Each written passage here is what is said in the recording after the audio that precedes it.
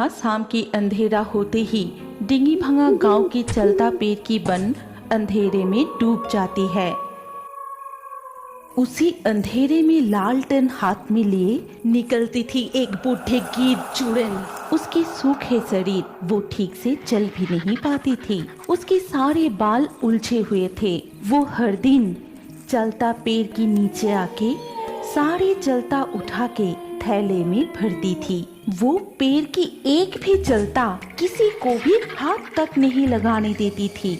और उस बुढ़े गीद चुड़ैल का इस चलता पेड़ के जंगल को पहरा देता था दो भूत, उल्लू और काले कौआ। उल्लू ए काले कौआ, दोनों छुप के कहाँ बैठे हैं रे? दिखाई नहीं दे रही है।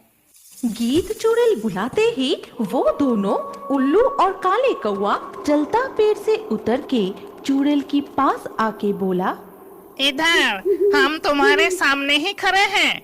फिर उल्लू और काले कौआ चुड़ैल की लालटेन के सामने आते हैं। असल में वो चुड़ैल ठीक से देख नहीं पाती थी, केवल लालटेन की रोशनी से ही देख पाती थी। फिर उन दोनों के चेहरे के सामने लंटन उठाई। सुन, अच्छे से इस चलता बन की पहरा देना। मैं गांव की तरफ जाती हूँ, मुझे बहुत भूख लगी है। जितना भी खाती हूँ पेट नहीं भरती, क्या करूँ? गांव में जाके देखती हूँ कहीं भेड़, बकरी या मुर्गा मिलता है कि नहीं। ये कह के गीद चुड़ैल रात के अंधेरे में लालटेन हाथ में लिए गांव की तरफ जाती है।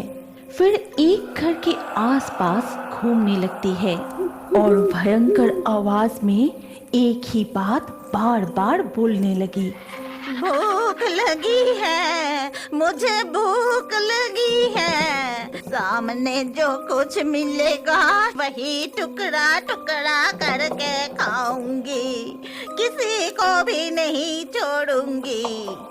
उसी वक्त पंछी दूल्हा दुल्हन उस घर के अंदर बैठ के बातें कर रहे थे। भाग्यवान, घर पे इतनी सारी गहने पहनना सुरक्षित नहीं है।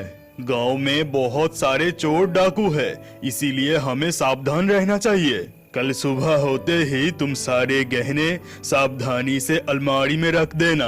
हाँ जी हाँ, तुम्हें चिंता करने की कोई जरूरत नहीं। चलो ना, बहुत रात हो गई है, सो जाते हैं। ठीक उसी वक्त उन दोनों को बाहर से एक आवाज सुनाई देती है। बाहर से कुछ आवाज आ रही है। मुझे लगता है बाहर कोई चोर आया है। तुम यही बैठी रहो, मैं बाहर जाके देखता हूँ। अगर एक बार हाथ लग जाए तो बहुत मार मारूंगा। ये कहकर वो हाथ में डंडा लेकर बाहर की तरफ चला गया। सुनो, अजी सुनो ना, अकेले मत जाओ, मेरी बात सुनो, सुनो ना। कौन है? कौन चोरी करने आया है? हिम्मत है तो सामने आओ। फिर वो इधर उधर देखते ही देखा कि कोई घर के आंगन में हाथ में ललटेन लिए खड़ा है। वो बहुत गुस्से से उसकी तरफ आगे बढ़ा।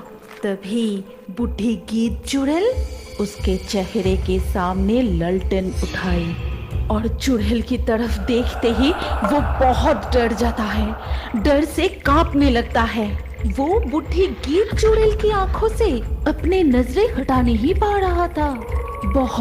बहुत कोशिशों के बाद भी उसके गले से आवाज नहीं निकला। वो चिल्ला के किसी को भी नहीं बुला सका। इतना देर हो गए, अभी तक नहीं आए। कहाँ चले गए? क्या मैं बाहर जाके देखूं? मुझे कुछ ठीक नहीं लग रही है। मैं खुद ही बाहर जाके देखती हूँ, आखिर गए कहाँ? वो बाहर जाके इधर उधर देखने लगी, लेकिन किसी को भी देख नहीं पाई। फिर वो आंगन में देखती है कि वहाँ उसके पति का छड़ी पड़ा हुआ है। छड़ी के पास जाते ही लालटेन की रोशनी से उसने जो देखी, उससे उसका सिर पूरा घूम गया। उसने देखा कि जमीन लाल खून से भरा हुआ है। ये देख वो खुद को संभाल नहीं पाई और रोने लगी। ये क्या? हाय हाय हाय, ये मेरा क्या हो गया? रात के अंधेरे में उन्हें कौन उठा के ले गया? कोई है क्या? बचा लो, मेरे पति को बचा लो, कोई है इधर? ये क्या हो गया? उसके रोने की आवाज सुनकर आसपास के सभी चिड़िया उड़ के वहां आते हैं। फिर पूरी घटना सुनकर सभी डर जाते हैं। तभी जंगल के एक बुजुर्ग चिड़िया ने कहा, अरे पापे, ये क्या? लगता है गांव में फिर से कोई भूत आया है। अभी सावधानी से रहना होगा। इस तरह कई दिन बीत गए। जिस दिन बूढ़ी गीत चुड़ैल को बहुत जोर से भूख लगती थी, उस दिन ही वो लालटेन हाथ में लिए गांव के अंदर आती थी और जो कोई उसके सामने आ जाता था वो जीवित नहीं लौटता था। उसको मार के जंगल की तरफ ले जाती थी और सुबह होते ही गांव के लोगों को नजर आता था कि वहां की जमीन खून से लिपटे हुए हैं। एक दिन सुबह तोता आंगन में पूजा कर रही थी। तभी टुनिया और टुकाई उसके माँ के पास जाके कहते हैं, माँ, हमें चलता से बनी दाल खाने की बहुत इच्छा हो रही है। क्या मैं और दीदी जाके चलता बन से चलता लेके आऊं? बिल्कुल नहीं, उस चलता बन की तरफ कभी मत जाना। ना जाने उस घने जंगल में कितने सारे सांप होगा।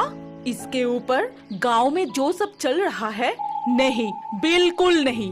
माँ, हमें जाने दो ना। मैं और भाई जाके कुछ चालता लेके ही चले आएंगे। बिल्कुल देर नहीं होगी। अरे टुनिया, तेरा भाई छोटा है, लेकिन तू तो उससे बड़ी है। तू भी उसके साथ दे रही है। चुपचाप जाके पढ़ाई कर। पढ़ाई छोड़ के उठना मत और जोर जोर से पढ़ना, ताकि मैं रसोई घर से पूरा सुन पाऊँ। ये कह के तोता वहाँ से चली जाती है। तभी टुनिया टुकाई से कहती है, अब क्या होगा? माँ तो हमें जाने ही नहीं दे रही है, लेकिन चलता से बने खट्टे दाल खाने की बहुत इच्छा हो रही है। तू चिंता मत कर दीदी, दोपहर को जब माँ सोएगी हम दोनों छुपके से भाग जाएंगे और शाम होने से पहले ही हम चलता लेके घर आ जाएंगे। बस इतना ही तो करना है, माँ को ये पता नहीं चलेगा और डांट भी नहीं पड़ेगा। फिर वो दोनों मिलके छुपते छुपाते घर से निकलकर चलता के वन में चले जाते हैं। उधर जाके जंगल इतने घने हैं देख के टुनिया और टुकाई को डर लगने लगते हैं। इसके बाद जैसे ही वो दोनों गीत चुड़ैल की चलता लिए थैले में भरने लगे, तभी आसमान काले बादल से छा जाते हैं। अचानक शुरू होते हैं तेज तूफान, इस बारिश। इसीलिए वो दोनों उस पेड़ के नीचे ही रुक जाते हैं। फिर देखते ही देखते शाम हो जाती है। भाई, मुझे बहुत डर लग रहा है। अब घर कैसे जाएंगे? माँ तो आज हमें बहुत डांटेंगे।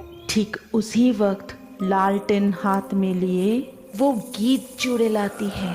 दीदी, वो कौन है? लालटेन लेके हमारे तरफ ही आ रहे हैं। यही वो चुड़ैल तो नहीं है जो गांव में आके सभी को उठा के ले जा रहा है? फिर लालटेन चुड़ैल उन दोनों की सामने आके कहती है कि कौन है इधर? किसकी इतनी बड़ी हिम्मत मेरी चलता बन में घुस के चलता उठा रहा है? सामने आ, आज तुझे मार के खून पीऊंगी।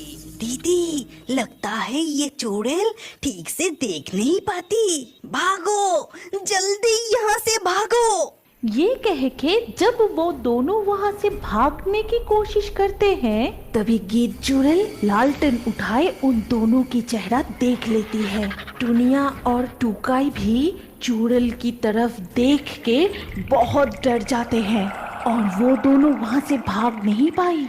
अरे, तुम दोनों तो बहुत छोटे हो।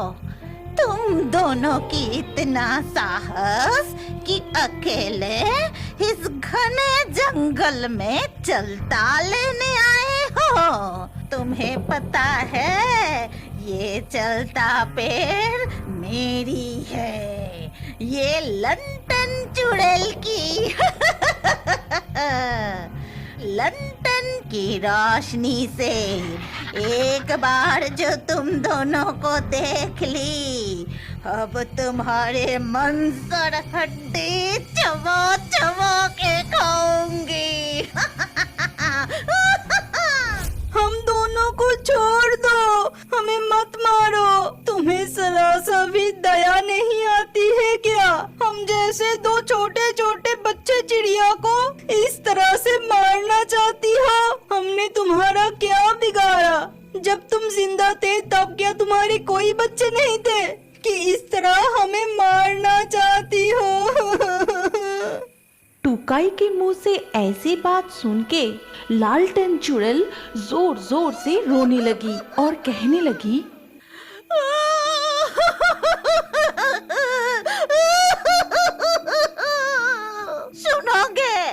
सुनोगे मेरे साथ क्या हुआ था? क्यों मेरी आत्मा इस चलतापन में लंटन हाथ में लिए घूमती रहती है? तो ध्यान से सुनो मेरी कहानी।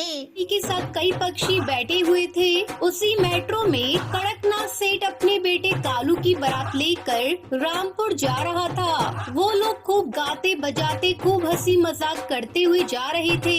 रात के करीब 10 बज गए थे। तभी कड़कनाथ कहता है, अच्छा आप सब लोग सो जाइए, रात के 10 बज गए और भी पैसेंजर्स को तकलीफ हो रही होगी। चलिए अब बजाना बंद कर दीजिए। अजी आप कैसी बातें कर रहे हैं? आज मेरे बेटे की शादी है। आज तो मुझे दिल खोलकर गाना बजाना कर लेने दीजिए। क्या हमेशा रोकते टोकते रहते हो आप? सुंदरी इतना बोल ही रही होती है कि इतने में मेट्रो एक सुनसान जंगल की ओर जाकर रुक जाती है, जहाँ कोई भी स्टेशन नजर नहीं आता।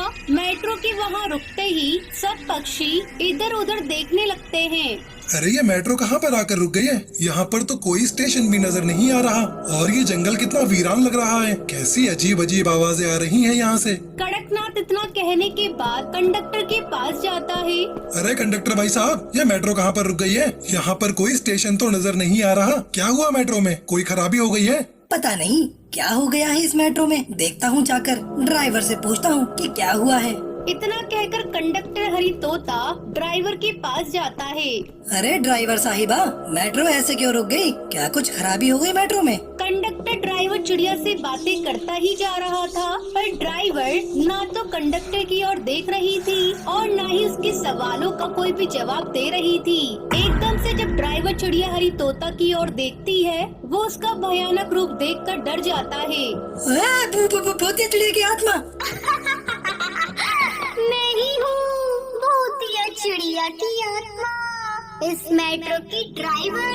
सब पैसेंजर को मार डालूंगी। ये कहकर वो मेट्रो की कंडक्टर हरी तोता को मार देती है। उसके चिल्लाने की आवाज सुनकर सब पक्षी वहाँ पहुँच जाते हैं। जैसे ही पैसेंजर्स के पास पहुँचते हैं, तभी भूतिया टूनी चिड़िया की आत्मा पैसेंजर पर हमला करने लगती है और उन्हें मारने लगती है। फिर भूतिया टूनी चिड़िया की आत्मा दूल्हे को मारने के लिए आगे बढ़ती है कि वहाँ पर बारात में आए पंडित जी अपने थैले से विभूति निकाल कर उस भूतिया चिड़िया ड्राइवर के ऊपर फेंक देते हैं, जिससे वो जोर जोर से चिल्लाने लगती है।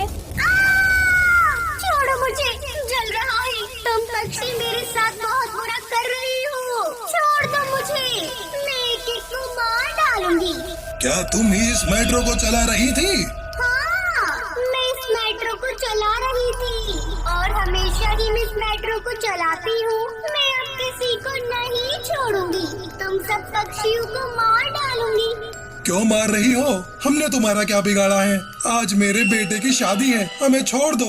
नहीं, मैं तुम पक्षियों को नहीं छोड़ूंगी। मेरी क्या गलती थी जो मुझे इस दुनिया के पक्षियों ने मार दिया? क्या हुआ था तुम्हारे साथ और तुम कैसे भूतिया चिड़िया की आत्मा बन गए? मैं मेट्रो जला रही थी। कुछ पक्षियों ने मेट्रो की पटरी पे आग लगानी शुरू कर दी। तभी मैंने उनसे पूछा, तुम पक्षी इस पटरी पे आग क्यों लगा रही हो? मेट्रो को क्यों जला रही हो? इससे तुम्हें क्या मिलेगा? मेट्रो का किराया इतना बड़ा रखा है और टाइम पर मेट्रो भी नहीं आती।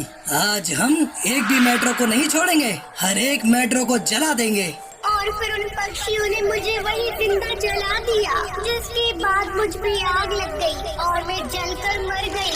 उसी दिन से मैंने पक्षियों को मारने का सिलसिला शुरू किया। अब तुम पक्षियों को मारने का सिलसिला बंद कर दो। ये पक्षी बेगुनाह हैं। इन पक्षियों को छोड़ दो। देखो, तुम्हारी वजह से ये पक्षी भी मर जाएंगे और तुम जैसे ही चिड़िया की आत्मा बन जाएंगे। मानो मेरी बात, अपनी दुनिया में वापस चले जाओ। पंडित जी के समझाने पर वो भूतिया टूनी चिड़िया की आत्मा ड्राइवर मान जाती है और अपनी दुनिया में वापस चली जाती है। जिसके बाद कड़कनाथ सेठ अपने बेटे कालू की शादी टुनटुनी के साथ बड़े धूमधाम से करा देते हैं।